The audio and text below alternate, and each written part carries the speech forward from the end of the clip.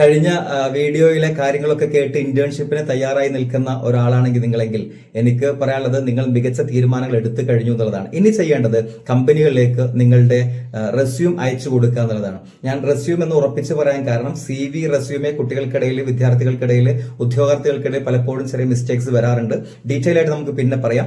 ഒന്ന് റെസ്യൂം ആണ് അയക്കേണ്ടത്. റെസ്യൂം അയക്കുമ്പോൾ നിങ്ങളെ ശ്രദ്ധിക്കേണ്ടത് ഒന്നാമത്തെ സ്റ്റെപ്പ് നിങ്ങൾ അതിന്റെ ഒരു ഔട്ട്ലൈൻ കാര്യങ്ങൾക്ക് ഭംഗിയാക്കുക എന്നുള്ളതാണ്. ഒന്ന്, ഒരു പേജിൽ മാക്സിമം ഉൾക്കൊള്ളിക്കാവുന്ന നിങ്ങൾ ഡീറ്റെയിൽസ് ഉൾക്കൊള്ളിച്ചാൽ തന്നെ നല്ല റെസ്യൂമേ ആയിട്ടുണ്ടാവും. അതിന് കൃത്യമായിട്ട് മാർജിനൊക്കെ കൊടുത്ത് നല്ല ഫോണ്ടുകളൊക്കെ കാണാവുന്ന വലുപ്പമുള്ള ഫോണ്ടുകളാക്കി അതിന്റെ കൃത്യമായിട്ട് അളവുകളും വ്യത്യസ്തമായ ഫോണ്ടുകൾ കുറെ എഴുതിയത് കൊണ്ട് കാര്യമൊന്നുമില്ല.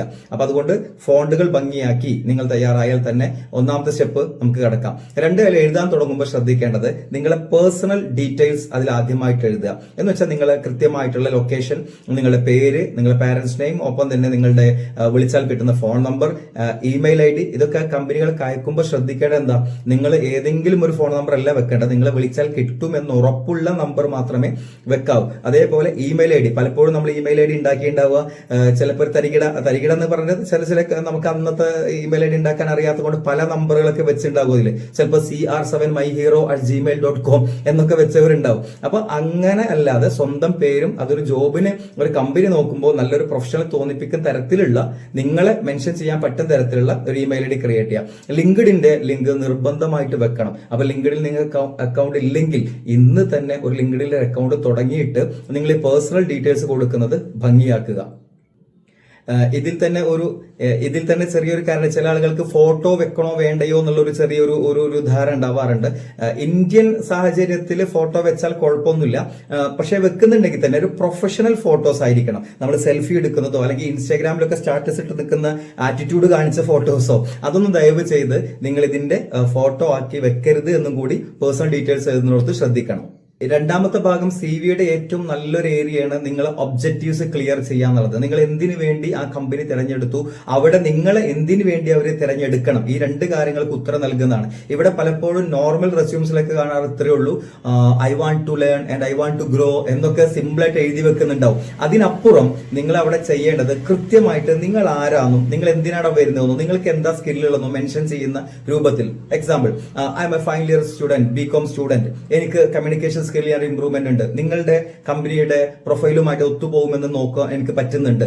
ഇങ്ങനെ നിങ്ങൾ കൃത്യമായിട്ട് എഴുതി വെക്കുക. ഇതെങ്ങനെ എഴുതണമെന്ന് ഞാൻ ഇവിടെ മെൻഷൻ ചെയ്ത് കമന്റിൽ ഇടാം. നിങ്ങൾ മൂന്നാമത്തത് നിങ്ങളുടെ എഡ്യൂക്കേഷൻ മെൻഷൻ ചെയ്യുക എന്നുള്ളതാണ്. റിവേഴ്സ് ക്രോണോളജിക്കൽ ഇയർ അനുസരിച്ചിട്ട് നിങ്ങളുടെ ഏറ്റവും ലേറ്റസ്റ്റ് ആയിട്ടുള്ള ഡിഗ്രി, ഇപ്പൊ നിങ്ങൾ BCom ചെയ്യുകയാണെങ്കിൽ BCom ചെയ്യുന്നു, അല്ലെങ്കിൽ BCom കഴിഞ്ഞുവെങ്കിൽ കഴിഞ്ഞു, അല്ലെങ്കിൽ ഏത് ഡിഗ്രി ആണോ കഴിഞ്ഞത് ആ കഴിഞ്ഞു എന്ന് മെൻഷൻ ചെയ്യുക. അതോടൊപ്പം +2 എഴുതുക. അതിനൊക്കെ കിട്ടിയ മാർക്കും കൂടി മെൻഷൻ ചെയ്യുന്നത് കമ്പനികൾക്ക് നിങ്ങളെ കുറിച്ച് മനസ്സിലാക്കാൻ, കാരണം അക്കാഡമിക് എന്നുള്ളത് ഒരു നല്ല പ്രൊഫൈലിൽ ആവശ്യമായ ഒന്നാണ്. അപ്പൊ അതുകൊണ്ട് തന്നെ അവിടെ അത് കാണണം. അപ്പൊ അതുകൊണ്ട് ആ പെർസെന്റേജ് നിങ്ങൾക്ക് എഴുതാം.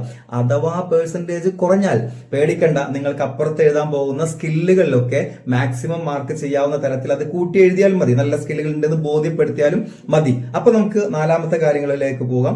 നാലാമത്തത് സ്കിൽ ഡെവലപ്മെന്റ്, സ്കില്ലിന്റെ ഏരിയകൾ എഴുതുക എന്നുള്ളതാണ്. ആ സ്കില്ലിൽ എല്ലാത്തരം സ്കില്ലും മെൻഷൻ ചെയ്യണം. നിങ്ങൾക്ക് IT ഫീൽഡിൽ സ്കില്ലുകൾ ഉണ്ടെങ്കിൽ ആ IT ഫീൽഡിൽ ഏതൊക്കെ സ്കില്ലുകളാണ് ജനറൽ ആയിട്ട് എഴുതി പോകരുത്. എനിക്ക് കമ്പ്യൂട്ടർ നോളജ് ഉണ്ട് എന്നല്ല, എനിക്ക് ഇപ്പോൾ ഫോട്ടോഷോപ്പ് അറിയാം, MS ഓഫീസ് അറിയാം, എനിക്ക് Excel അറിയാം, അല്ലെങ്കിൽ SEO അറിയാം, ഡിജിറ്റൽ മാർക്കറ്റിംഗ് ഇന്ന ഏരിയ അറിയാം എന്ന് അവിടെ സ്പെസിഫൈ ചെയ്യണം. അതിൽ തന്നെ എത്രത്തോളം നിങ്ങൾ ഒരു ഇന്റർമീഡിയറ്റ് ആണോ അല്ലെങ്കിൽ നിങ്ങൾ എക്സലന്റ് ആണോ എന്ന് അതിൽ മെൻഷൻ ചെയ്യുന്നത് കമ്പനികൾക്ക് നിങ്ങളെ കുറിച്ച് മനസ്സിലാക്കാനുള്ള എളുപ്പ വഴിയാണ്. അപ്പൊ അതും കൂടി സ്കിൽ എഴുതുന്നതിൽ പലപ്പോഴും ചില ആളുകൾ ഹാർഡ് വർക്കിംഗ്, ഡെഡിക്കേറ്റഡ്, പാഷനേറ്റ് എന്നൊക്കെയുള്ള സാധാരണ കാണുന്ന വാക്കുകൾ എഴുതി തീർത്ത് വിടാറുണ്ട്. അങ്ങനെ ചെയ്യരുത്. നമ്മൾ അതിലുള്ള ഏറ്റവും നല്ല പോയിന്റുകളെ തന്നെ എടുത്ത് എഴുതാൻ ശ്രദ്ധിക്കുക. അഞ്ചാമത്തെ നമ്മുടെ പ്രോജക്ട്സ് ആൻഡ് അച്ചീവ്മെന്റ്സുകളാണ്. ഇത് നമുക്കൊന്നുമില്ല എന്ന് എഴുതി വെക്കുന്നതിന് പകരം കൃത്യമായിട്ട് നമ്മളെ നാടുകളിൽ, നമ്മൾ ക്ലബ്ബുകളിലൊക്കെ ഉണ്ടായിരുന്നെങ്കിൽ, അല്ലെങ്കിൽ NSS പോലത്തെ കോളേജ് ക്ലബ്ബുകൾ ഉണ്ടായിട്ടുണ്ടെങ്കിൽ അതൊക്കെ മെൻഷൻ ചെയ്യാവുന്നതാണ്.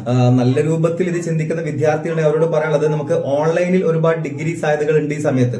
അങ്ങനെ കിട്ടാവുന്ന സർട്ടിഫിക്കറ്റ്സുകൾ നേടിയെടുക്കുന്നതും നമുക്ക് നല്ലതാണ്. ഇതിനൊക്കെ കാണിക്കാം. ഗൂഗിൾ സർട്ടിഫിക്കറ്റ്സ് ഒക്കെ കുറെ കിട്ടും. കോഴ്സറ പോലത്തെ കുറെ പ്ലാറ്റ്ഫോമുകൾ അതിനുവേണ്ടി മാത്രമുണ്ട്. അപ്പൊ അതെല്ലാം യൂസ് ചെയ്യുക. ഒന്നും കൂടി പറഞ്ഞാൽ നിങ്ങൾക്ക് mindluster.com എന്ന് പറയുന്ന ഒരു സൈറ്റിൽ കയറി കഴിഞ്ഞാൽ കുറെ സർട്ടിഫിക്കറ്റുകൾ ഫ്രീ ആയിട്ട് കിട്ടുന്നുണ്ട്. സ്വയം പോർട്ടൽ നമുക്ക് കുറെ സർട്ടിഫിക്കറ്റുകൾ ഫ്രീ ആയിട്ട് കിട്ടുന്നതാണ്.